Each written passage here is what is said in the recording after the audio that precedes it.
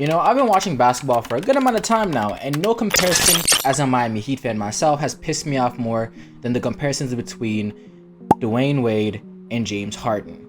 And that is because it is completely disrespectful towards the player that Dwyane Wade was throughout his entire NBA career. So let's talk about it. Before I get started, hi, I'm B. I make basketball videos, basically daily recently. So if you want to talk about basketball, the playoffs, and basically anything real topic we cover here, hit that subscribe button. I'd love if you join.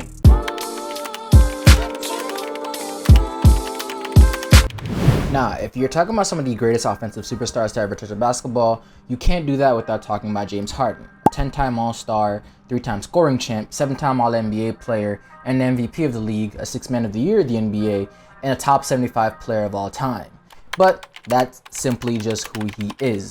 A pretty name that puts up pretty numbers but disappears when you truly need him.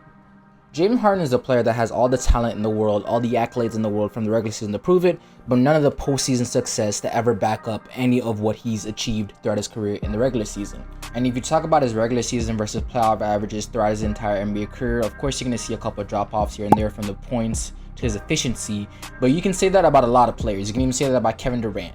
But it's the way James Harden goes about really playing in the playoffs and showing up when his team needs him the most, because he just doesn't. And when you compare that to a player like Dwyane Wade that's been a part of 3 different championship teams, has been to the NBA Finals 5 times, and has a championship run that's regarded as one of the greatest of all time in 2006 with a Finals MVP to his name, that really says a lot about a lot of people trying to put James Harden over him because of the pretty regular season numbers and the regular season MVP.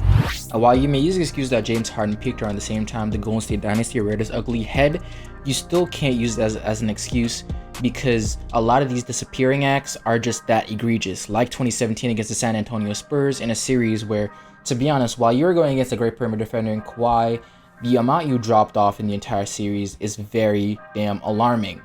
From nearly 30 points per game in the regular season all the way down to 24 points per game on 41% shooting and 30% from 3 in the series, while you were guarded by Kawhi in a Game 6 where your team needed you on their own home floor and people expected you to perform, you gave them 2 for 11 shooting with 10 points and got blown out by damn near 40.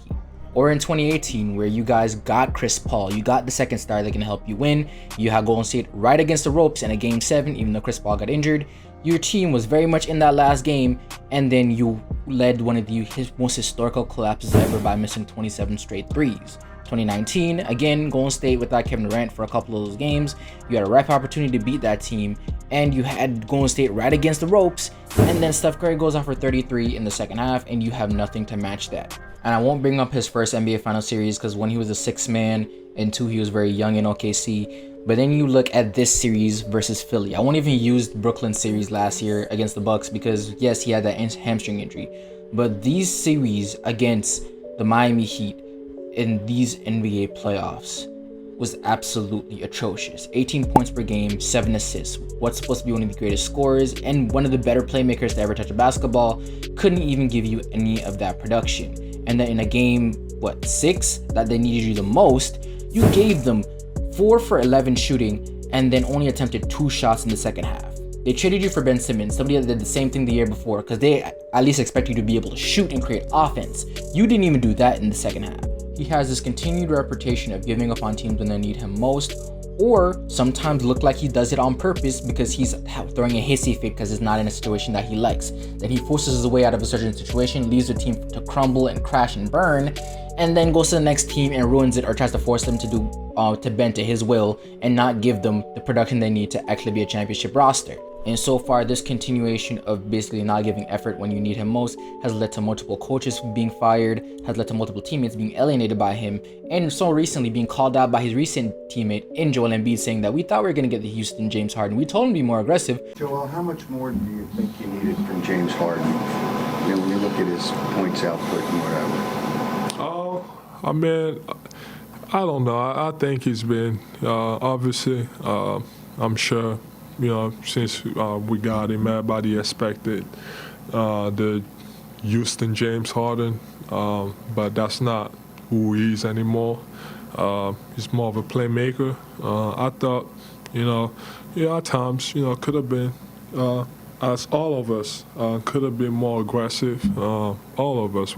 So when people compare Dwyane Wade to him, it's very disappointing and very hard to take those people seriously when you're looking at a 3-time NBA champion, a 1-time Finals MVP, 3-time All-Defensive Player, 8-time All-NBA, a 13-time All-Star, a guy that led the league in scoring at one point, just like James Harden, and a top 75 player of all time.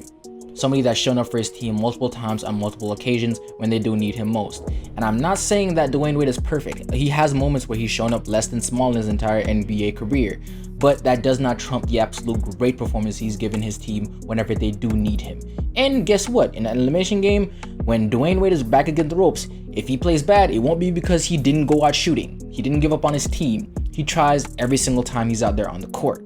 And unlike James Harden, Dwyane Wade actually puts an effort on the defensive end, because while you may agree that the offensive production that James Harden gives may trump Dwyane Wade by a slight margin, Dwyane Wade can give you 90 to 95% of the offense that James Harden can, while giving you far more effort and far more ability on the defensive end. Not to mention his complete inability to keep up his body, and comes into season almost every single season out of shape recently. Even this year, people are trying to use that same excuse that they used whenever he was in Houston, and it still does not hold any merit, simply because you had the time to work on your body. You had the time to keep up your health. Dwyane Wade, at least he never came in the season out of shape. You may get a knee injury from Dwyane Wade here and there, but you're never going to be that out of shape. Not to mention the decline for James Harden recently has been literally fallen off a complete cliff.